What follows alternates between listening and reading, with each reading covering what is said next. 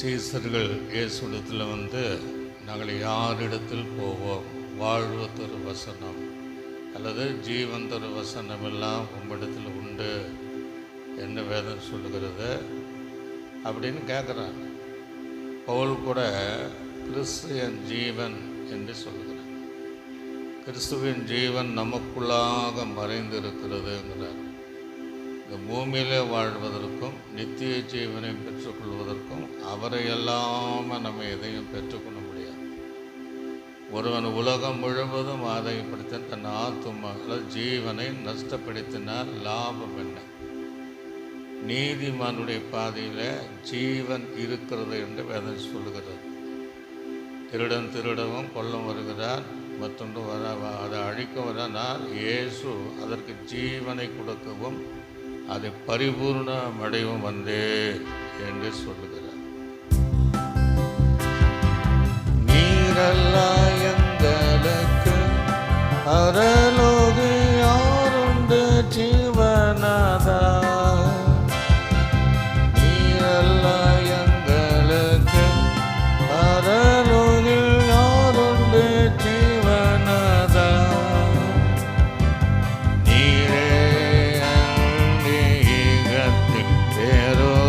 தேற்றமில்லை பரனே, நீரே அந்தீகத்தில் வேறோர் தேற்றமில்லை பரனே. சோத்திரமே சுனாதா உமக்கெண்டும் சோத்திரம் ஏசுநாதா,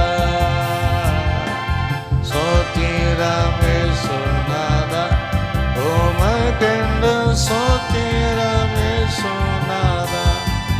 சோத்திரம் செய்கிறோம் நின்னடி காத்திரு நாமத்தின் ஆதரவில், சோத்திரம் செய்கிறோம் திரு நாமத்தின் ஆதரவில். இன்றைக்கும் அந்த தேவன் நம்ம இந்த பூமியில் வாழ்வதற்குரிய ஒரு பிழைப்பை ஏற்படுத்துகிறவர், அதுக்கேற்ற ஜீவனை தருகிறவர்.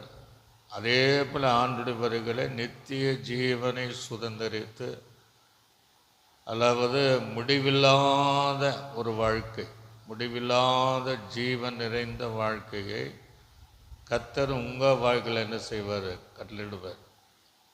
நீங்கள் சொல்லணும், வாழ்வு தரு வசனம் எங்களை வாழ வைக்கிறவர் நீங்கள் தான், உம்மை விட்டு நாங்கள் எங்கே போவோம்?